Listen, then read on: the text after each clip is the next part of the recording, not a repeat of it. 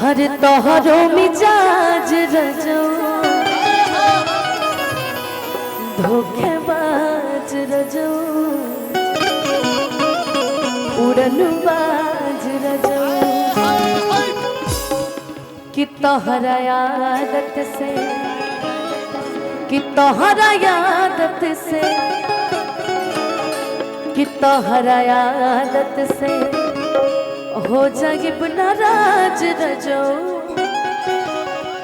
अरे धोखेबाज रनिया उड़नबाज रनिया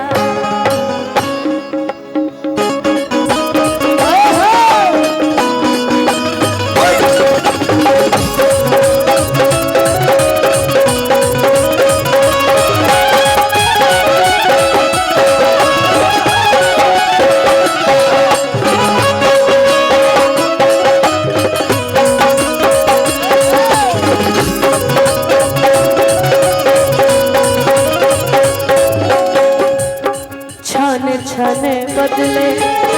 छने छने बदले छने छने बदले तोहरो मिजाज रजो धोखेबाज रजो उड़नबाज रजो छने छने बदले तोहरो मिजाज रजो धोखेबाज रजो उड़नबाज रजो तोहरा आदत से तोहरा आदत से तोहरा आदत से हो जाएगी नाराज रजो धोखेबाज रजो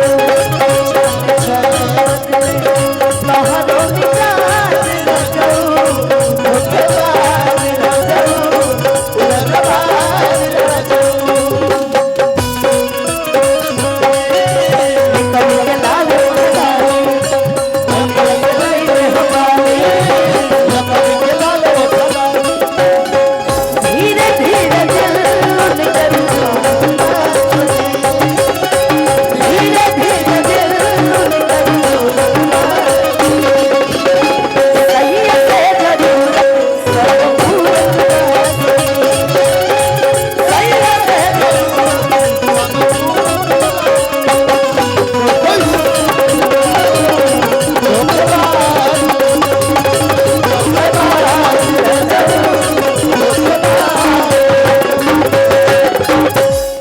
धरती में तुमके बुढ़वा चाचे मिलल बड़े आउ तोहरा के नहीं देखत तारा हाई टैटू के देखत है जी फोकस वाली चीजों को ही ना लोग फोकस करता है सही बात है ना वो आपको नहीं देख रहे हैं वो टैटू देख रहे हैं ज्यादा बुद्धि मत लगाइएगा लिखा है मुस्कान जानू बस इतना ही लिखा है एम ऐसा लिखा लग रहा है लिखिए नुकसान जानू सही बता रही हूँ अनुपमा हाँ हम सभी के बीच में हम सभी के बड़े भैया सूरज सिंह सेंगर जी भाटपा रानी देवरिया से भैया उपस्थित बानी भैया के बहुत बहुत स्वागत बा बहुत बहुत प्रणाम बा घर भर के जिम्मा सैया हरे हमारे कपार कि देह में बदौर देने चढ़ल बुखार बा घर भर के जिम्मा सैया हमारे कपार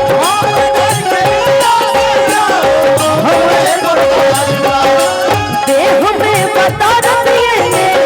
चढ़ल बुखार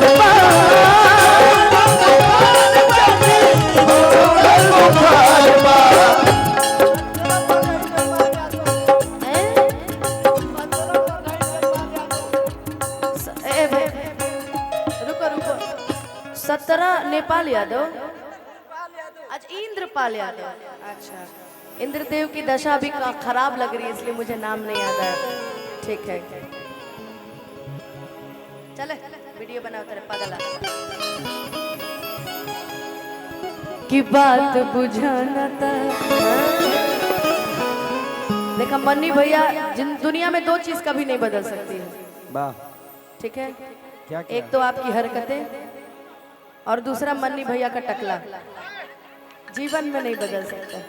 लेकिन एक आप ही है जो यहाँ मेरे लिए बैठे हूँ तो है ना कि के हुआ बात नहीं खे की बात बुझाना था अरे हो जाइब नाराज रजऊ तू अपना रजऊ के कह ब्रिजेश जी बुझिए का ये ब्रिजेश जी राउर कनेक्शन है नहीं लगल बा का हैं अभी नहीं आए हैं आ रहे हैं खाना खा रहे हैं खानो खाए जरूरी बा कि बात बुझाना था बात बुझाना था बात बुझाना था हो जाएगी बुना राज रजऊ के बाज रजऊ उड़न बाज रजऊ छन छने बदले तहरो मिजाज रजऊ उड़न बाज रजऊ धोखेबाज रजऊ धोखेबाज राहुल भैया धोखेबाज कैसन धोखेबाज जानता नहीं धोखा कहाँ मिलल कैसे मन्नियो भैया जाने तो की है जानता अमित कहाँ कहाँ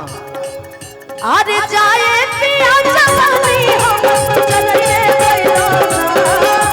जाए पिया जवानी हम चले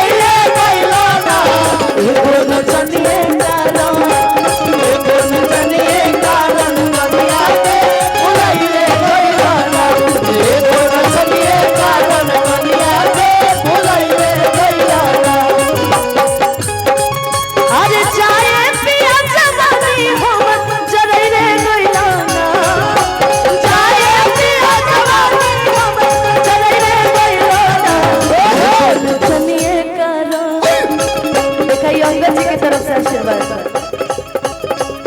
हाय मुस्कनवा करो हाय मुस्कनवा कर सिमरनवा के भुलाई रे गइलाना ये बोल चलिए कारण बनिया के भुलाई रे गइलाना